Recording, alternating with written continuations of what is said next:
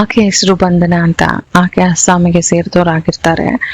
ಆಕೆ ಗಂಡ ಮತ್ತೆ ಆಕೆಯ ಅತ್ತೆ ಕಾಣ್ತಾ ಇರೋದಿಲ್ಲ, ಕಣ್ಮರೆ ಆಗಿರ್ತಾರೆ. ಆಲ್ಮೋಸ್ಟ್ ಒಂದು ವಾರಗಳಿಂದ ಅವರು ಕಣ್ಮರೆ ಆಗಿರ್ತಾರೆ. ಸೊ ಈಕೆ ಎಲ್ಲಾ ಕಡೆ ಹುಡುಕ್ತಾಳೆ, ಎಲ್ಲೂ ಸಿಗೋದಿಲ್ಲ. ನಂತರ ಆಕೆ ಅತ್ತೆಯ ಮನೆಯವ್ರನ್ನೆಲ್ಲ ಹೋಗಿ ಸಹಾಯ ಕೇಳ್ತಾಳೆ, ಆದ್ರೆ ಅವ್ರು ಯಾರು ಸಹಾಯಕ್ಕೆ ಬರೋದಿಲ್ಲ. ನಂತರ ಈಕೆ ಆಗಸ್ಟ್ 29ನೇ ತಾರೀಕು ಪೊಲೀಸ್ ಸ್ಟೇಷನ್ಗೆ ಹೋಗಿ ಒಂದು ಮಿಸ್ಸಿಂಗ್ ಕಂಪ್ಲೇಂಟ್ ನ ಲಾಡ್ಜ್ ಮಾಡ್ತಾಳೆ. ಅದು ನೂನ್ಮತಿ ಪೊಲೀಸ್ ಸ್ಟೇಷನ್ ಅಲ್ಲಿ ತನ್ನ ಗಂಡ ಮತ್ತೆ ತನ್ನ ಅತ್ತೆಯ ಮಿಸ್ಸಿಂಗ್ ಕಂಪ್ಲೇಂಟ್ ನ ಆಕೆ ರಿಜಿಸ್ಟರ್ ಮಾಡ್ತಾಳೆ. ಅದಾಗಿ ಆಲ್ಮೋಸ್ಟ್ 7 ತಿಂಗಳ ಕಾಲ ಆಕೆ ತುಂಬಾ ಅಂದ್ರೆ ಎಡಬಿಡದೆ ಆಕೆ ಈ ಕೇಸ್ನ ಫಾಲೋ ಮಾಡ್ತಿರ್ತಾಳೆ. ಎಲ್ಲಿ ಸಿಕ್ಕಿದಾರ, ಏನಾದ್ರೂ ಲೀಡ್ ಸಿಕ್ತಾ ಅಂತ ಪೊಲೀಸ್ ಸ್ಟೇಷನ್ಗೆ ಅಲಿಯೋದು ನಡೀತಾನೆ ಇರುತ್ತೆ. 7 ತಿಂಗಳ ಕಾಲ ಆಕೆ ಸತತವಾಗಿ ಪೊಲೀಸ್ನವ್ರ ಹತ್ರ ಅಂಗ್ಲಾಚ್ತಾ ಇರ್ತಾಳೆ. ಆದ್ರೆ ಪೊಲೀಸ್ನವ್ರು ಯಾಕೋ ಏನೋ ಗೊತ್ತಿಲ್ಲ, ಈ ಕೇಸ್ನ ಅಷ್ಟೊಂದು ಸೀರಿಯಸ್ ಆಗಿ ತಗೊಳ್ಳೋದಿಲ್ಲ. ಕಡೆದಾಗಿ ಈಕೆಗೆ ಸಿಟ್ಟು ಬಂದು ಫೆಬ್ರವರಿ 14ನೇ ತಾರೀಕು 2023ನೇ ಇಸ್ವಿಯಲ್ಲಿ ಆಕೆ ಹೋಗಿ ಪೊಲೀಸ್ ಕಮಿಷನರ್ ಆಫೀಸಲ್ಲಿ ಪೊಲೀಸ್ನವರು ನನ್ನ ಕಂಪ್ಲೇಂಟ್ ನ ಸೀರಿಯಸ್ ಆಗಿ ತಗೋತಾ ಇಲ್ಲ ಅಂತ ಪೊಲೀಸ್ನವ್ರ ಮೇಲೇನೆ ಒಂದು ಕಂಪ್ಲೇಂಟ್ ಕೊಟ್ಬಿಡ್ತಾಳೆ ಕಮಿಷನರ್ ಆಫೀಸಲ್ಲಿ. ಸೊ ಫೆಬ್ರವರಿ 14ನೇ ತಾರೀಕು ಈಕೆ ಕಂಪ್ಲೇಂಟ್ ಕೊಟ್ಟು ಬಂದಾದ್ಮೇಲೆ ಫೆಬ್ರವರಿ 19ನೇ ತಾರೀಕು ಬಂಧನನ ಪೊಲೀಸ್ನವರು ಅರೆಸ್ಟ್ ಮಾಡ್ತಾರೆ. ಕಾರಣ ಏನು? ತನ್ನ ಅತ್ತೆ ತನ್ನ ಗಂಡನನ್ನ ಹುಡುಕಿದ್ದೇ ತಪ್ಪಾಯ್ತಾ, ಅಥವಾ ಪೊಲೀಸ್ನವ್ರ ಮೇಲೆ ಕಂಪ್ಲೇಂಟ್ ಕೊಟ್ಟಿದ್ದಕ್ಕೆ ಪೊಲೀಸ್ನವ್ರಿಗೆ ಸಿಟ್ಟು ಬಂದು ಈಕೆನ ಅರೆಸ್ಟ್ ಮಾಡಿದ್ರ? ತಿಳ್ಕೋಬೇಕು ಅಂತ ಅಂದ್ರೆ ಇವತ್ತಿನ ಈ ವಿಡಿಯೋನ ಪೂರ್ತಿಯಾಗಿ ನೋಡಿ. ನಮಸ್ಕಾರ, ಕಾಕುವಾಣಿಗೆ ಸ್ವಾಗತ. ನಿಮ್ಗೇನಾದ್ರೂ crime, suspense, thriller, horror, investigative stories ಈ ತರದ ಜಾನ್ರಲ್ಲಿ ಕಥೆಗಳು ಇಷ್ಟ ಅನ್ನೋದಾದ್ರೆ ದಯವಿಟ್ಟು ಚಾನಲ್ಗೆ ಸಬ್ಸ್ಕ್ರೈಬ್ ಮಾಡ್ಕೊಳ್ಳಿ. ಪಕ್ಕದಲ್ಲಿರೋ ಬೆಲ್ ಐಕಾನ್ ಪ್ರೆಸ್ ಮಾಡೋದನ್ನ ಮರಿಬೇಡಿ. ಸೊ ಆಲ್ರೆಡಿ ನನ್ನ ಚಾನಲ್ಗೆ ಸಬ್ಸ್ಕ್ರೈಬ್ ಮಾಡಿಕೊಂಡು ನನ್ನ ವಿಡಿಯೋಸ್ನ ನೋಡಿ ಸಪೋರ್ಟ್ ಮಾಡ್ತಾ ಇರೋರಿಗೆ ಥ್ಯಾಂಕ್ ಯು ಸೋ ಮಚ್. ಆಕೆಯ ಪೂರ್ತಿ ಹೆಸರು ಬಂಧನ ಕಲಿತಾ ಅಂತ. ಆಕೆ ಅಸ್ಸಾಂಗೆ ಸೇರಿದವಳಾಗಿರ್ತಾಳೆ. ಬಂಧನಾಳ ಗಂಡನ ಹೆಸರು ಅಮರ್ಜ್ಯೋತಿ ಡೇ ಅಂತ, ಅತ್ತೆಯ ಹೆಸರು ಶಂಕರಿ ಡೇ. ಈಗ ಕಾಣೆಯಾಗಿರೋರು ಇವರಿಬ್ರೇನೆ, ಅಮರ್ಜ್ಯೋತಿ ಡೇ ಮತ್ತೆ ಶಂಕರಿ ಡೇ ಇಬ್ರು ಕಾಣೆಯಾಗಿರ್ತಾರೆ. ಇವ್ರನ್ನ ಎಲ್ಲಾ ಕಡೆ ಹುಡುಕಿ ಕಡೆಯದಾಗಿ ಶಂಕರಿ ಡೇ ರಿಲೇಟಿವ್ಗಳ ಹತ್ರ ಎಲ್ಲ ಹೋಗಿ ಅವಳು ಸಹಾಯವನ್ನ ಕೇಳ್ತಾಳೆ. ಅದರಲ್ಲಿ ನಿರ್ಮಲ್ಯ ಡೇ ಅನ್ನೋನು ಒಬ್ಬ ಶಂಕರಿ ಡೇ ಅವರ ಅಳಿಯ ಆಗಿರ್ತಾನೆ. ಆತನ ಹತ್ರ ಹೋಗಿ ಇವಳು ಈ ತರ ಕಾಣಿಸ್ತಾ ಇಲ್ಲ, ದಯವಿಟ್ಟು ಸಹಾಯ ಮಾಡಿ ಅಂತ ಆಗಸ್ಟ್ 25ನೇ ತಾರೀಕು ನಿರ್ಮಲ್ಯ ಡೇ ಹತ್ರ ಸಹಾಯವನ್ನ ಕೇಳಿರ್ತಾಳೆ. ಆದ್ರೆ ನಿರ್ಮಲ್ಯ ಯಾಕೋ ಇದ್ರ ಬಗ್ಗೆ ಅಷ್ಟೊಂದು ತಲೆ ಕೆಡಿಸ್ಕೊಳ್ಳೋದಿಲ್ಲ. ಸೊ ಅವಳು ಡೈರೆಕ್ಟ್ ಆಗಿ ಹೋಗಿ ಆಗಸ್ಟ್ 29ನೇ ತಾರೀಕು ಆಕೆ ಮೊದಲನೇ ಕಂಪ್ಲೇಂಟ್ ನ ಲಾಡ್ಜ್ ಮಾಡ್ತಾಳೆ, ಮಿಸ್ಸಿಂಗ್ ಕಂಪ್ಲೇಂಟ್ ನ. ಅದು ನೂನ್ಮತಿ ಪೊಲೀಸ್ ಸ್ಟೇಷನ್ ಅಲ್ಲಿ. ಇದಾಗಿ 2 ತಿಂಗಳ ನಂತರ ನಿರ್ಮಲ್ಯ ಡೇ ಕೂಡ ಬಂದು ಶಂಕರಿ ಡೇ ಅವರು ಮಿಸ್ಟೀರಿಯಸ್ ಆಗಿ ಡಿಸಪಿಯರ್ ಆಗಿದ್ದಾರೆ, ಮಿಸ್ಟೀರಿಯಸ್ ಆಗಿ ಅವರು ಕಾಣೆಯಾಗಿದ್ದಾರೆ ಅಂತ ಅವನು ಕೂಡ ಒಂದು ಮಿಸ್ಸಿಂಗ್ ಕಂಪ್ಲೇಂಟ್ ನ ಲಾಡ್ಜ್ ಮಾಡ್ತಾನೆ. ಸೊ ಮೊದಲನೇ ಕಂಪ್ಲೇಂಟು ಆಗಸ್ಟ್ 29ನೇ ತಾರೀಕು ಬಂಧನ ಲಾಡ್ಜ್ ಮಾಡಿರ್ತಾಳೆ. 2ನೇ ಕಂಪ್ಲೇಂಟು ನಿರ್ಮಲ್ಯ ಮಾಡ್ತಾರೆ, ಅದು ನವೆಂಬರ್ 21ನೇ ತಾರೀಕು, ಆಲ್ಮೋಸ್ಟ್ 2 ತಿಂಗಳ ನಂತರ. ಒಂದ್ ಕಡೆ ನಿರ್ಮಲ್ಯ ಡೇ ಕೂಡ ಈ ಕೇಸ್ನ ಫಾಲೋ ಮಾಡ್ತಿರ್ತಾರೆ, ಇನ್ನೊಂದ್ ಕಡೆ ಬಂಧನ ಕಲಿತಾ ಕೂಡ ತುಂಬಾ ಸೀರಿಯಸ್ ಆಗಿ ಕೇಸ್ನ ಫಾಲೋ ಮಾಡ್ತಿರ್ತಾಳೆ. ಸೊ ಇದು ಫಸ್ಟ್ ಮಿಸ್ಸಿಂಗ್ ಕಂಪ್ಲೇಂಟ್ ಲಾಡ್ಜ್ ಆಗಿದ್ದು ಆಗಸ್ಟ್ 29ನೇ ತಾರೀಕು. ಆದ್ರೂ ಇವ್ರು ಆಲ್ಮೋಸ್ಟ್ 7 ತಿಂಗಳ ಕಾಲ ಫೆಬ್ರವರಿ ಬಂದ್ರು ಕೂಡ ಯಾವುದೇ ಆಕ್ಷನ್ ನ ತಗೊಳ್ದೇ ಇರೋದಕ್ಕೆ, ಯಾವುದೇ ಲೀಡ್ ನ ಬಿಟ್ಕೊಡದೆ ಇರೋದಕ್ಕೆ, ಯಾವುದೇ ಲೀಡ್ ನ ಕಂಡು ಹಿಡಿದೇ ಇದ್ದ ಕಾರಣಕ್ಕೆ ಬಂಧನ ಡೈರೆಕ್ಟ್ ಆಗಿ ಕಮಿಷನರ್ ಆಫೀಸ್ಗೆ ಹೋಗಿ ಇವ್ರ ಮೇಲೆ ಕಂಪ್ಲೇಂಟ್ ನ ಕೊಟ್ಬಿಡ್ತಾಳೆ. ಪೊಲೀಸ್ನವರು ನಾನು ಎಷ್ಟೇ ಕಂಪ್ಲೇಂಟ್ ಕೊಟ್ಟರು ಅವ್ರು ಸೀರಿಯಸ್ ಆಗಿ ತಗೋತಾ ಇಲ್ಲ, ಕೇಸ್ ಎಲ್ಲಿಗೂ ಹೋಗ್ತಾ ಇಲ್ಲ, ಆಲ್ಮೋಸ್ಟ್ 7 ತಿಂಗಳಾಯ್ತು ನನ್ನ ಗಂಡ ಮತ್ತೆ ನನ್ನ ಅತ್ತೆ ಕಣ್ಮರೆ ಆಗಿ ಅಂತ ಆಕೆ ಹೋಗಿ ಕಂಪ್ಲೇಂಟ್ ನ ಕೊಡ್ತಾಳೆ ಕಮಿಷನರ್ ಆಫೀಸಲ್ಲಿ. ಸೊ ಕಮಿಷನರ್ ಆಫೀಸಿಗೆ ಕಂಪ್ಲೇಂಟ್ ಕೊಟ್ಟ ತಕ್ಷಣ ಏನಾಗುತ್ತೆ, ಎಲ್ರಿಗೂ ಸ್ವಲ್ಪ ಆವಾಗ ಚುರುಕು ಮುಟ್ಟಾಗಿ ಈ ಕೇಸ್ ಬಗ್ಗೆ ಸ್ವಲ್ಪ ಸೀರಿಯಸ್ ಆಗಿ ಯೋಚನೆ ಮಾಡೋದಕ್ಕೆ ಶುರು ಮಾಡ್ತಾರೆ. ಸೊ 2 ಕಂಪ್ಲೇಂಟ್ ರೇಸ್ ಆಗಿರುತ್ತೆ, ಮಿಸ್ಸಿಂಗ್ ಕಂಪ್ಲೇಂಟ್.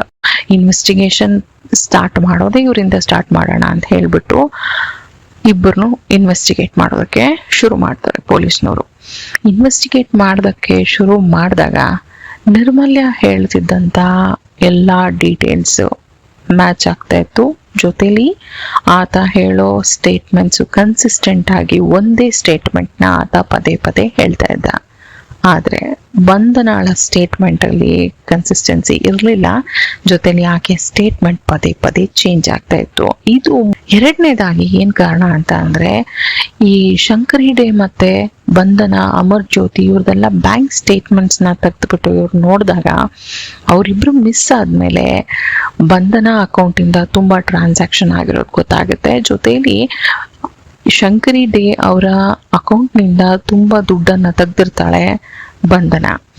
ಸೊ ಈ ತರದನ್ನೆಲ್ಲ ಕೆಲವೊಂದು ಡೌಟ್ಗಳನ್ನ ಇಟ್ಕೊಂಡು ಬಂಧನನ ಅವರು ಸ್ವಲ್ಪ ಗಟ್ಟಿಯಾಗಿ ಕೂರಿಸ್ಕೊಂಡು ಇನ್ವೆಸ್ಟಿಗೇಟ್ ಮಾಡ್ತಾರೆ. ಅವರದ್ದೇ ಭಾಷೆಯಲ್ಲಿ ಅವಳನ್ನ ಕೇಳಿದಾಗ ನಿಧಾನವಾಗಿ ಅವಳು ಒಂದೊಂದೇ ಸತ್ಯವನ್ನ ಬಿಚ್ಚಿಡೋದಕ್ಕೆ ಶುರು ಮಾಡ್ತಾಳೆ. ಅದನ್ನ ಕೇಳಿಸ್ಕೊಂಡು ಪೊಲೀಸ್ನವ್ರಿಗೆ ಒಂದು ನಿಮಿಷ ಮೈಂಡ್ ನಡಗುತ್ತೆ. ಯಾಕೆಂದ್ರೆ ಸತತವಾಗಿ 7 ತಿಂಗಳ ಕಾಲ ಈ ಕೇಸ್ನ ಫಾಲೋ ಮಾಡಿದವಳು ಬಂಧನ. ಆದ್ರೆ ಇವತ್ತು ಹೇಳ್ತಾ ಇರೋ ಕತೆಗೆ ಅವಳು ಇಷ್ಟು ದಿನ ನಡ್ಕೊಂಡಿದ್ದಕ್ಕೆ ಸಂಬಂಧನೇ ಇಲ್ಲ ಅನ್ನೋ ಅಂತ ಕಥೆಯನ್ನ ಆಕೆ ಹೇಳ್ತಿರ್ತಾಳೆ. ಏನು ಅಂತ ತಿಳ್ಕೊಳ್ಳೋದಕ್ಕಿಂತ ಮುಂಚೆ ಇವ್ರದೊಂದು ಫ್ಲಾಶ್ ಬ್ಯಾಕ್ ನೋಡೋಣ. ಶಂಕರಿ ಡೇ ಆಕೆ ಅಸ್ಸಾಂ ಪವರ್ ಡಿಸ್ಟ್ರಿಬ್ಯೂಷನ್ ಕಂಪನಿಯಲ್ಲಿ ಎಂಪ್ಲಾಯ್ ಆಗಿರ್ತಾರೆ, ರಿಟೈರ್ಡ್ ಎಂಪ್ಲಾಯ್ ಆಗಿರ್ತಾರೆ, ಪೆನ್ಷನ್ ಬರ್ತಾ ಇರುತ್ತೆ. ಜೊತೆಯಲ್ಲಿ ಆಕೆ ನೂನ್ಮತಿ ಅನ್ನೋ ಒಂದು ಏರಿಯಾದಲ್ಲಿ ಮತ್ತೆ ಆ ಸುತ್ತಮುತ್ತ ಇರುವಂತ ಕೆಲವೊಂದು ಏರಿಯಾಗಳಲ್ಲಿ ಆಲ್ಮೋಸ್ಟ್ 5 ರಿಂದ 6 ಫ್ಲಾಟ್ಗಳು ಶಂಕರಿ ಡೇ ಅವರ ಹೆಸರಲ್ಲಿ ಇರುತ್ತೆ. ಆಕೆ ಅದನ್ನೆಲ್ಲ ಬಾಡಿಗೆಗೆ ಕೊಟ್ಟಿರ್ತಾಳೆ. ತಿಂಗಳಿಗೆ ಏನಿಲ್ಲ ಅಂದ್ರೂ 1,00,000 ಹತ್ರ ಆಕೆಗೆ ಬಾಡಿಗೆ ಬರ್ತಾ ಇರುತ್ತೆ. ಜೊತೆಲಿ ಕೈ ತುಂಬಾ ಪೆನ್ಷನ್ ಕೂಡ ಬರ್ತಾ ಇರುತ್ತೆ. ಸೊ ಇದರಿಂದ ಶಂಕರಿ ಡೇ ಫಿನಾನ್ಷಿಯಲಿ ತುಂಬಾ ಸ್ಟ್ರಾಂಗ್ ಇರುವಂತ ಹೆಣ್ಮಗಳಾಗಿರ್ತಾಳೆ. ಈಕೆ ಒಬ್ನೇ ಮಗ ಅಮರ್ ಜ್ಯೋತಿ ಡೇ. ಅಮರ್ ಜ್ಯೋತಿ ಡೇ ಈಕೆ ಒಬ್ನೇ ಮಗ ಆಗಿರ್ತಾನೆ. ಜೊತೆಲಿ ಅಮ್ಮನಿಗೆ ಮಗ, ಮಗನಿಗೆ ಅಮ್ಮ ಅನ್ನೋ ತರಾನೇ ಇರ್ತಾರೆ. ಆದ್ರೆ ಇಲ್ಲಿ ಮಧ್ಯಕ್ಕೆ ಬರೋದು ಬಂಧನನ ಪ್ರೀತಿ ಮಾಡೋದಕ್ಕೆ ಶುರು ಮಾಡ್ತಾನೆ ಅಮರ್ ಜ್ಯೋತಿ. ಇದು ಶಂಕರಿ ಡೇ ಅವ್ರಿಗೆ ಚೂರು ಇಷ್ಟ ಆಗೋದಿಲ್ಲ. ಏಕೆಂದ್ರೆ ಆಕೆಗೆ ಬಂಧನ ಅಷ್ಟು ಸರಿ ಅನ್ಸೋದಿಲ್ಲ. ಸೊ ಆದ ಕಾರಣಕ್ಕೆ ಆಕೆ ಇವ್ರ ಪ್ರೀತಿಗೆ ಅಪೋಸ್ ಮಾಡ್ತಾರೆ. ಆದ್ರಿಂದ ಇವರು ತಲೆ ಕೆಡಿಸ್ಕೊಳ್ಳೋದಿಲ್ಲ. ಶಂಕರಿ ಡೇನ ಅವರು ನೆಗ್ಲೆಕ್ಟ್ ಮಾಡ್ಬಿಟ್ಟು ಅವರು ಡೈರೆಕ್ಟ್ ಆಗಿ ಮದ್ವೆ ಆಗ್ತಾರೆ. ಇದು ಶಂಕರಿ ಡೇಗೆ ಇಷ್ಟ ಆಗೋದಿಲ್ಲ. ಅದಕ್ಕೆ ಈ ಶಂಕರಿ ಡೇ ಅಮರ್ ಜ್ಯೋತಿ ಮತ್ತೆ ಬಂಧನ ಇಂದ ಸ್ವಲ್ಪ ದೂರದಲ್ಲಿ, ಕೇವಲ 6 ಕಿಲೋಮೀಟರ್ ದೂರದಲ್ಲಿ ಇನ್ನೊಂದು ಅಪಾರ್ಟ್ಮೆಂಟ್ ಅಲ್ಲಿ ಅವರು ಇರೋದಕ್ಕೆ ಶುರು ಮಾಡ್ತಾರೆ. ಸೊ ಬಂಧನ ಮತ್ತೆ ಅಮರ್ ಜ್ಯೋತಿ ಅಮರಾವತಿ ಅನ್ನೋ ಒಂದು ಅಪಾರ್ಟ್ಮೆಂಟ್ ಅಲ್ಲಿ, ಅದು ನಾರಂಗಿ ಅನ್ನೋ ಒಂದು ಏರಿಯಾದಲ್ಲಿ ಇರುತ್ತೆ. ಅಲ್ಲಿ ಬಂಧನ ಮತ್ತೆ ಅಮರ್ ಜ್ಯೋತಿ ಅವ್ರ ಸಂಸಾರವನ್ನ ಶುರು ಮಾಡ್ತಾರೆ. ಸ್ಟಾರ್ಟಿಂಗ್ ಅಲ್ಲಿ ಎಲ್ಲ ಚೆನ್ನಾಗಿರುತ್ತೆ. ನಿಧಾನವಾಗಿ ಬಂಧನ ತಾನು ಕೆಲ್ಸಕ್ಕೆ ಹೋಗ್ತೀನಿ ಅಂತ ಹೇಳ್ಕೊಂಡು ಆಕೆ ಒಂದು ಜಿಮ್ ಟ್ರೈನರ್ ಆಗಿ ಆಕೆ ಸೇರ್ಕೋತಾಳೆ. ಸೊ ಈ ಅಮ್ಮ ಮಗನ ಮಧ್ಯದಲ್ಲಿ ಎಷ್ಟೇ ಮನಸ್ತಾಪಗಳಿದ್ರು ಅಮ್ಮ ಮಗನಿಗೆ ಸ್ವಲ್ಪ ತಕ್ಕ ಮಟ್ಟಿಗೆ ಸಹಾಯ ಮಾಡ್ತಿರ್ತಾರೆ. ಅವನ ಸಂಸಾರವನ್ನ, ಅಮರ್ ಜ್ಯೋತಿ ಸಂಸಾರವನ್ನ ನಡೆಸೋದಕ್ಕೆ ಶಂಕರಿ ಡೇ ಅವರು ಸ್ವಲ್ಪ ಸಹಾಯ ಮಾಡ್ತಿರ್ತಾರೆ. ಹೀಗೆ ಬಂಧನ ಯಾವಾಗ ಈ ಜಿಮ್ ಟ್ರೈನರ್ ಆಗಿ ಕೆಲ್ಸಕ್ಕೆ ಸೇರ್ತಾಳೋ, ಈ ಕೆಲಸ ಬೇಡ ನಿನಗೆ, ಈ ಕೆಲಸವನ್ನ ಬಿಟ್ಬಿಡು ಅಂತ ಶಂಕರಿ ಡೇ ಅವರು ಹೇಳ್ತಾರೆ. ಆದ್ರೆ ಬಂಧನ ಹಠ ಮಾಡಿ ಕೆಲ್ಸಕ್ಕೆ ಹೋಗೋದಕ್ಕೆ ಶುರು ಮಾಡ್ತಾಳೆ. ಕೆಲ್ಸಕ್ಕೆ ಹೋಗೋದಕ್ಕೆ ಶುರು ಮಾಡಿದ್ಮೇಲೆ ಆಕೆ ಹಾವ ಭಾವ ಆಗಿರ್ಬೋದು, ಆಕೆ ಬಟ್ಟೆ ಹಾಕೊಳ್ಳೋ ರೀತಿ ಆಗಿರ್ಬೋದು, ಆಕೆ ಕಂಪ್ಲೀಟ್ ಆಗಿ ಚೇಂಜ್ ಆಗೋದಕ್ಕೆ ಶುರು ಆಗ್ತಾಳೆ. ಇದು ಶಂಕರಿ ಡೇ ಅವ್ರಿಗೆ ಸೂಕ್ಷ್ಮವಾಗಿ ಗೊತ್ತಾಗುತ್ತೆ. ಅದು ಶಂಕರಿ ಡೇ ಅವ್ರಿಗೆ ಒಂದು ಚೂರು ಇಷ್ಟ ಆಗೋದಿಲ್ಲ. ಸೊ ಅದಕ್ಕೆ ಶಂಕರಿ ಡೇ ಅವ್ರು ಏನ್ ಮಾಡ್ತಾರೆ, ಸರಿ ನಾನು ಹೇಳಿದ ಮಾತು ನೀನ್ ಕೇಳಲಿಲ್ಲ ಅಲ್ವಾ, ನನ್ನ ಕಡೆಯಿಂದ ನಿನ್ಗೆ ಯಾವುದೇ ಸಹಾಯ ಸಿಗೋದಿಲ್ಲ, ನೀವು ಗಂಡ ಹೆಂಡತಿ ಹೇಗ್ ಬೇಕಾಗಿರಿ ಅಂತ ಅವರು ಕಂಪ್ಲೀಟ್ ಆಗಿ ಅವ್ರನ್ನ ಬಿಟ್ಬಿಟ್ಟು ಅವ್ರ ಪಾಡಿಗೆ ಅವ್ರು ಇರೋದಕ್ಕೆ ಶುರು ಮಾಡ್ತಾರೆ. ಇದು ಎಲ್ಲೋ ಒಂದ್ ಕಡೆ ಬಂಧನಾಗೆ ತುಂಬಾ ಹಿಂಸೆ ಆಗುತ್ತೆ. ಇನ್ನೊಂದು ತರದಲ್ಲಿ ಹೇಳ್ಬೇಕು ಅಂದ್ರೆ ಶಂಕರಿ ಡೇಗೆ ಬಂಧನ ಕ್ಯಾರೆಕ್ಟರ್ ಮೇಲೆ ಡೌಟ್ ಇರುತ್ತೆ. ಅತ್ತೆ ಸೊಸೆ ಮಧ್ಯದಲ್ಲಿ ಏನ್ ಮಿಸ್ಅಂಡರ್ಸ್ಟ್ಯಾಂಡಿಂಗ್ ಶುರುವಾಗುತ್ತೆ, ಅದು ನಿಧಾನವಾಗಿ ಗಂಡ ಹೆಂಡತಿ ಮಧ್ಯಕ್ಕೂ ಆ ಮಿಸ್ಅಂಡರ್ಸ್ಟ್ಯಾಂಡಿಂಗ್ ಬರುತ್ತೆ. ಬಂಧನ ಮತ್ತೆ ಅಮರ್ ಜ್ಯೋತಿ ಕೂಡ ಅದೇ ಮಿಸ್ಅಂಡರ್ಸ್ಟ್ಯಾಂಡಿಂಗ್ ಅಲ್ಲಿ ಅವರು ಕೆಲವು ದಿನಗಳ ಕಾಲ ಬೇರೆ ಬೇರೆ ಆಗಿರೋದಕ್ಕೆ ಶುರು ಮಾಡ್ತಾರೆ. ಸೊ ಈಕೆ ಸೆಪರೇಟ್ ಆಗಿ ಅವಳು ಒಬ್ಳೆ ಇರೋದಕ್ಕೆ ಶುರು ಮಾಡಿದ್ಮೇಲೆ ಆಕೆ ಮನೆಗೆ ಅವಾಗವಾಗ ಆಕೆ ಹೇಳ್ಕೊಳ್ಳೋ ಹಾಗೆ, ಆಕೆ ಕ್ಲೈಮ್ ಮಾಡೋ ಹಾಗೆ ಅವನು ಒಬ್ಬ ನನ್ನ ಫ್ರೆಂಡ್ ಅಂತ ಆಕೆ ಹೇಳ್ಕೊತಿರ್ತಾಳೆ. ಅವನ ಹೆಸರು ದಂತಿದೇಕ ಅಂತ. ಆತ ಕೂಡ ಅಸ್ಸಾಂಗೆ ಸೇರಿದವನಾಗಿರ್ತಾನೆ. ಈಗ ಈತ ದಂತಿದೇಕ ಇದ್ದವನು, ಇವನು ಅವಾಗವಾಗ ಬರೋದು ಹೋಗೋದು ನಡೀತಾ ಇರುತ್ತೆ ಬಂಧನ ಜೊತೆ. ಸೊ ನಿಜ ಹೇಳ್ಬೇಕು ಅಂತ ಅಂದ್ರೆ ಈ ದಂತಿದೇಕ ಮತ್ತೆ ಈ ಬಂಧನ ಏನಿರ್ತಾರೆ, ಇವರು ಮದ್ವೆಗೆ ಮುಂಚೆಯಿಂದಾನು ಇವರಿಬ್ರು ಪರಿಚಯಸ್ಥರಾಗಿರ್ತಾರೆ. ಪರಿಚಯ ಅಷ್ಟೇ ಅಲ್ಲ, ಇವರಿಬ್ಬರ ಮಧ್ಯೆ ಒಂದು ಅಫೇರ್ ನಡೀತಾ ಇರುತ್ತೆ.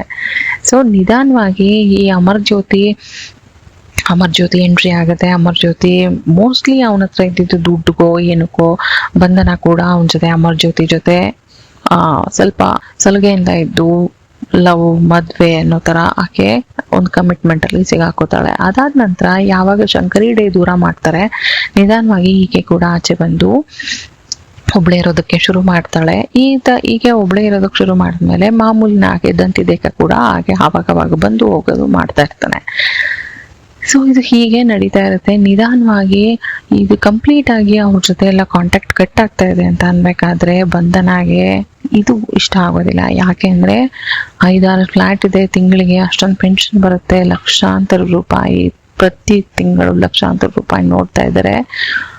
ಆದ್ರೆ ಆ ದುಡ್ಡಿನಲ್ಲಿ ನನಗೇನು ಬರ್ತಾ ಇಲ್ಲ ಅನ್ನೋದು ಬಂಧನಾಗೆ ಸ್ವಲ್ಪ ಹಿಂಸೆ ಆಗೋದಕ್ಕೆ ಶುರುವಾಗುತ್ತೆ. ಡಿವೋರ್ಸ್ ಕೊಡೋಣ ಅಂತ ಅನ್ಕೊಂಡ್ರು ಆ ದುಡ್ಡು ನನ್ನ ಕೈಗೆ ಸೇರೋದಿಲ್ಲ ಅನ್ನೋದು ಆಕೆ ಮೇನ್ ಕೊರಗಾಗಿರುತ್ತೆ. ಸೊ ಆಕೆಗೆ ಅತ್ತೆ ಕಡೆಯಿಂದ ಅತ್ತೆ ಮಾಡಿದಂಥ ಫ್ಲಾಟ್ಸ್ಗಳಿಂದ ಬರ್ತಿದ್ದಂಥ ರೆಂಟ್ ದುಡ್ಡಿನ ಮೇಲೆ ಕಣ್ಣಿರುತ್ತೆ. ಸೊ ಅದಕ್ಕೋಸ್ಕರ ಆಕೆ ಒಂದು ಮಾಸ್ಟರ್ ಪ್ಲಾನ್ ಮಾಡೋದಕ್ಕೆ ಶುರು ಮಾಡ್ತಾಳೆ. ದಂತಿದೇಕ ಮತ್ತೆ ಅರೂಪ್ ದೇಕ ಅಂತ ಇನ್ನೊಬ್ಬ ಹುಡುಗನ ಜೊತೆಯಲ್ಲಿ. ಈ ಅರೂಪ್ ದೇಕ ಅನ್ನೋನು ಆತನ ಮದ್ವೆ ಇರುತ್ತೆ. ಸೊ ಅದಕ್ಕೋಸ್ಕರ ಮದ್ವೆಗೆ ನನಗೆ ದುಡ್ಡು ಬೇಕು ಅಂತ ಆತ ಕೇಳ್ತಾನೆ ಇವ್ರನ್ನ. ಸೊ ನಾವು ಮಾಡುವಂತ ಕೆಲವೊಂದು ಕೆಲಸಗಳಿಗೆ ನೀನು ಸಾಥ್ ಕೊಟ್ರೆ ನಿನಗೆ ನಿನ್ನ ಮದ್ವೆಗೆ ಆಗುವಷ್ಟು ದುಡ್ಡನ್ನು ಕೊಡ್ತೀವಿ ಅಂತ ದಂತಿದೇಕ ಮತ್ತೆ ಬಂಧನ ಇಬ್ರು ಅರೂಪ್ ದೇಕಾಗೆ ಒಂದು ಆಶ್ವಾಸನೆಯನ್ನ ಕೊಟ್ಟು ಅವನನ್ನ ಗುಂಪಿಗೆ ಸೇರಿಸ್ಕೊತಾರೆ. ಸೊ ಇವರು ಮಾಡುವಂತ ಮಾಸ್ಟರ್ ಪ್ಲಾನ್ ಏನು ಅಂದ್ರೆ ಜುಲೈ 26ನೇ ತಾರೀಕು 2022ನೇ ಇಸ್ವಿಯಲ್ಲಿ ಬಂಧನ ಮತ್ತೆ ಆಕೆ ಇಬ್ರು ಸಹಚರರು ಏನಿರ್ತಾರೆ ಅವರಿಬ್ರು ಶಂಕರಿ ಡೇ ಇದ್ದಂತ ಅಪಾರ್ಟ್ಮೆಂಟ್ಗೆ ಬರ್ತಾರೆ. ಝೂ ರೋಡಲ್ಲಿ ಶಂಕರಿ ಡೇ ಅವರ ಅಪಾರ್ಟ್ಮೆಂಟ್ ಇರುತ್ತೆ. ಅಲ್ಲಿಗೆ ಇವರು 3 ಜನನು ಬರ್ತಾರೆ.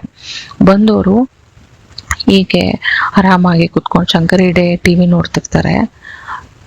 ಈ ದಂತಿದೇಕ ಮತ್ತೆ ಬಂಧನ ಇಬ್ರು ಒಳಗಡೆ ಬರ್ತಾರೆ. ಅರೂಪ್ ದೇಕ ಮನೆಯಿಂದ ಅಪಾರ್ಟ್ಮೆಂಟ್ ಆಚೆ ನಿಂತ್ಕೊಂಡು ಯಾರಾದ್ರೂ ಬರ್ತಾರ ಅಂತ ಆತ ಕಾವಲು ಕಾಯ್ತಾ ಇರ್ತಾನೆ. ಇವರಿಬ್ರು ಒಳಗಡೆ ಬಂದವರು ಆಕೆ ಅನಾಮತ್ತಾಗಿ ಆಕೆ ಉಸಿರುಗಟ್ಸೋದಕ್ಕೆ ಶುರು ಮಾಡ್ತಾರೆ. ಒಂದು ದಿಂಬಿನ ಸಹಾಯದಿಂದ ಆಕೆನ ಉಸಿರುಗಟ್ಸೋದಕ್ಕೆ ಶುರು ಮಾಡ್ತಾರೆ. ಬಂಧನ ಉಸಿರುಗಟ್ಟಿಸ್ತಿರ್ತಾಳೆ. ದಂತಿದೇಕ ಕಾಲಿಡ್ಕೊಂಡಿರ್ತಾನೆ. ಆಕೆ ಉಸಿರು ನಿಲ್ಲೋ ತನಕನೂ ಅವರ ಆ ಒಂದು ಪಟ್ಟು ಏನಿರುತ್ತೆ ಅದು ಸಡಲ ಆಗೋದಿಲ್ಲ. ಕಡೆಯದಾಗಿ ಶಂಕರಿ ಡೇ ಅವರು ಅವರ ಜೀವವನ್ನ ಬಿಡ್ತಾರೆ. ಅದಾದ್ಮೇಲೆ ಅವರ ಒಂದು ಕ್ರೂರತ್ವ ಅಲ್ಲಿಗೆ ನಿಲ್ಲೋದಿಲ್ಲ. ಆಕೆ ದೇಹವನ್ನ ನೆಲದ ಮೇಲೆ ಮಲಗಿಸಿ ಒಂದು ಈ ಚಪಾತಿ ಹೊತ್ತಾರಲ್ಲ ಆ ತರದೊಂದು ಚಪಾತಿ ಹೊತ್ತೋ ಅಂತ ಲಟ್ಟಣಿಗೆ ಇರುತ್ತಲ್ಲ, ಆ ಲಟ್ಟಣಿಗೆನ ಕತ್ತಿನ ಕೆಳಗಡೆ ಇಟ್ಟು ಆ ಕತ್ತನ್ನ ಕತ್ತರಿಸ್ತಾರೆ. ದೇಹದಿಂದ ಬೇರೆ ಮಾಡ್ತಾರೆ ಕತ್ತನ್ನ. ಅದಷ್ಟೇ ಅಲ್ಲ, ಆಕೆ ದೇಹವನ್ನ 3 ಪಾರ್ಟ್ಸ್ ಆಗಿ ಕಟ್ ಮಾಡ್ತಾರೆ. ಅದಾದ್ಮೇಲೆ ಅವನ್ನ ಎಲ್ಲ ಕವರ್ಗಳಿಗೆ ತುಂಬಿಕೊಂಡು ಆಕೆಯ ಮನೆಯನ್ನ ಪೂರ್ತಿ ಕ್ಲೀನ್ ಮಾಡಿ ಇವರು ಆ ದೇಹಗಳನ್ನ ಎತ್ಕೊಂಡು ಆ ತಕ್ಷಣ ಅವರು ಜುಲೈ 26ನೇ ತಾರೀಕು ಆಕೆಯನ್ನ ಸಾಯಿಸ್ತಾರೆ. ಜುಲೈ 27ನೇ ತಾರೀಕು ಆಕೆಯ ದೇಹವನ್ನ ಆಕೆಯ ದೇಹದ ಪೀಸ್ಗಳನ್ನ ತಗೊಂಡು ದಂತಿದೇಕನ್ ಕಾರಲ್ಲಿ ಅವರು ಮೇಘಾಲಯಕ್ಕೆ ಹೋಗ್ತಾರೆ. ಅಲ್ಲಿ ಶಿಲಾಂಗ್ ಮತ್ತೆ ಚಿರಾಪುಂಜಿ ರೋಡ್ನಲ್ಲಿ ಅಲ್ಲಲ್ಲಿ ಆಕೆಯ ಆ ದೇಹದ ಭಾಗಗಳನ್ನ ಬಿಸಾಕ್ಬಿಟ್ಟು ಅವರು ವಾಪಸ್ ಬರ್ತಾರೆ. ಆಗತ್ತೆ ಜುಲೈಯಿಂದ ಆಗಸ್ಟ್ ಆದ್ರೂ ಶಂಕರಿ ಡೇ ಕಣ್ಮರೆ ಆಗಿದ್ದಾಳೆ ಅಂತ ಯಾರಿಗೂ ಗೊತ್ತಾಗೋದಿಲ್ಲ. ಯಾಕೆಂದ್ರೆ ಅಮರ್ಜ್ಯೋತಿ ಕೂಡ ಅಷ್ಟೊಂದು ಕಾಂಟ್ಯಾಕ್ಟ್ ಅಲ್ಲಿ ಇರೋದಿಲ್ಲ ಅಮ್ಮನ ಜೊತೆ. ಸೊ ಅದರಿಂದ ಶಂಕರಿ ಡೇ ಮಿಸ್ ಆಗಿದ್ದಾಳೆ ಅಂತ ಯಾರಿಗೂ ಗೊತ್ತಾಗೋದೇ ಇಲ್ಲ. ಸೊ ಇದಾದ್ಮೇಲೆ ಆಗಸ್ಟ್ 17ನೇ ತಾರೀಕು 2022ನೇ ಇಸ್ವಿ ಆಗಸ್ಟ್ 17 ಅಮರ್ಜ್ಯೋತಿ ಡೇ ಆತನ ಅಪಾರ್ಟ್ಮೆಂಟ್ ನಲ್ಲಿ ನೂನ್ಮತಿ ಫ್ಲಾಟ್ ಅಲ್ಲಿ ಆತ ಇರ್ತಾನೆ. ಅಲ್ಲಿಗೆ ಕೂಡ ಬಂಧನ ಮತ್ತೆ ಆಕೆ ಇಬ್ರು ಸಹಚರರು ಬರ್ತಾರೆ. ಒಂದು ಕಬ್ಬಿಣದ ರಾಡ್ ಅಲ್ಲಿ ಅವನ ತಲೆಗೆ ಬಲವಾಗಿ ಬಾರಿಸ್ತಾರೆ. ಅವನು ತಿರುಗಿ ನೋಡಿ ಉಸಿರು ತಿರುಗಿಸ್ಕೊಳಕ್ ಆಗದೆ ಇರೋ ಹಂಗೆ ಮೇಲೆ ಮೇಲೆ ಮೇಲೆ ಮೇಲೆ ಅವನ ಹೊಡಿತಾರೆ. ಆ ಹೊಡೆತಗಳಿಗೆ ತಡೆಯಲಾರದೆ ಅಮರ್ಜ್ಯೋತಿ ಕೂಡ ಸತ್ ಹೋಗ್ತಾನೆ.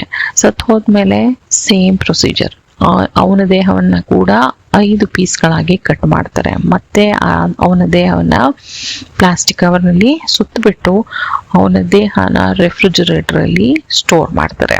ಎಲ್ಲಿ ತನಕ ಆಗಸ್ಟ್ 17ನೇ ತಾರೀಕು ಕೊಲೆ ಮಾಡ್ತಾರೆ. ಆಗಸ್ಟ್ 21ನೇ ತಾರೀಕು ಅವನ ದೇಹವನ್ನ ಅದೇ ತರ ಮೇಘಾಲಯದಲ್ಲಿ ಡಾಕಿ ಅನ್ನೋ ಜಾಗದಲ್ಲಿ ಅಲ್ಲಲ್ಲಿ ಅವನ 5 ಪೀಸ್ಗಳನ್ನ ಬಿಸಾಕ್ತಾರೆ. ಅದಾದ್ಮೇಲೆ ಅವ್ರು ಯೂಸ್ ಮಾಡಿರುವಂತ ಆ ಒಂದು ವೆಪನ್ ಏನಿರುತ್ತೆ, ಅವ್ರು ಯೂಸ್ ಮಾಡುವಂತ ವೆಪನ್ಗಳನ್ನ ಕೂಡ ಅವರು ಬಿಸಾಕಿ ಆ ತಕ್ಷಣ ಅವರು ವಾಪಸ್ ಬರ್ತಾರೆ.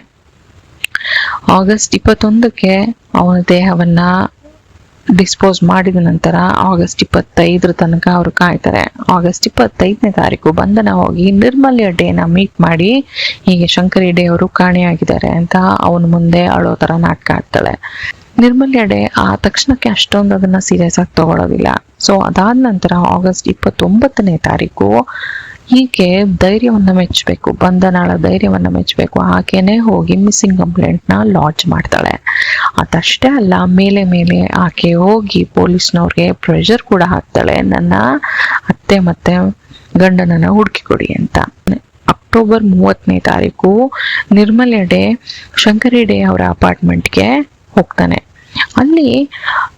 ಅಲ್ಲಿ ಶಂಕರಿ ಡೇ ಅವರ ನೇಬರ್ಸ್ ಅಂದ್ರೆ ಅಕ್ಕಪಕ್ಕ ಮನೆಯವ್ರು ಏನ್ ಹೇಳ್ತಾರೆ, ಶಂಕರಿ ಡೇ ಅವರು ಇಲ್ಲಿ ಸುಮಾರು 1-2 ತಿಂಗಳುಗಳಿಂದ ಇಲ್ಲ, ಅವರು ಅವ್ರ ಮನೆಗೆ, ಅವ್ರ ಮಗನ ಮನೆಗೆ ಹೋಗಿ ಮಗ ಸೊಸೆ ಜೊತೆ ಅಲ್ಲಿದ್ದಾರೆ ಅಂತ ಶಂಕರಿ ಡೇ ಅವರ ಅಕ್ಕಪಕ್ಕ ಮನೆಯವರು ಹೇಳ್ತಾರೆ. ಇದನ್ನ ಕೇಳಿ ಮತ್ತೆ ನಿರ್ಮಲ್ಯ ಡೇ ಬಂಧನ ಮತ್ತೆ ಅಮರ್ ಜ್ಯೋತಿ ಇದ್ದಂತ ಅಮರಾವತಿ ಅಪಾರ್ಟ್ಮೆಂಟ್ಗೆ ಕೂಡ ಹೋದಾಗ ಅಲ್ಲಿ ಕೂಡ ಶಂಕರಿ ಡೇ ಇರೋದಿಲ್ಲ, ಜೊತೆಲಿ ಅಮರ್ ಜ್ಯೋತಿ ಕೂಡ ಇರೋದಿಲ್ಲ. ಅವರು ಕಣ್ಮರೆ ಆದಾಗಿಂದ ಇಲ್ಲಿ ತನಕ ಆ ಫ್ಲಾಟ್ಗಳ ಬಾಡಿಗೆ ಏನ್ ಬರ್ತಿರುತ್ತೆ ಅದು ಕಂಪ್ಲೀಟ್ ಆಗಿ ಅದನ್ನ ಬಂಧನ ತಗೋತಾ ಇರ್ತಾಳೆ. ಜೊತೆಯಲ್ಲಿ ಶಂಕರಿ ಡೇ ಅವರ ಅಕೌಂಟ್ನಿಂದ ಆಲ್ಮೋಸ್ಟ್ 5-6 ಲಕ್ಷ ದುಡ್ಡನ್ನ ಡ್ರಾ ಮಾಡಿರ್ತಾಳೆ ಬಂಧನ. ಸೊ ಇದನ್ನೆಲ್ಲ ಇನ್ಫಾರ್ಮೇಶನ್ ಕಲೆಕ್ಟ್ ಮಾಡಿಕೊಂಡು ಒಂದು 20 ದಿನ ಈ ಇನ್ಫಾರ್ಮೇಶನ್ ಎಲ್ಲ ಕಲೆಕ್ಟ್ ಮಾಡ್ತಾನೆ.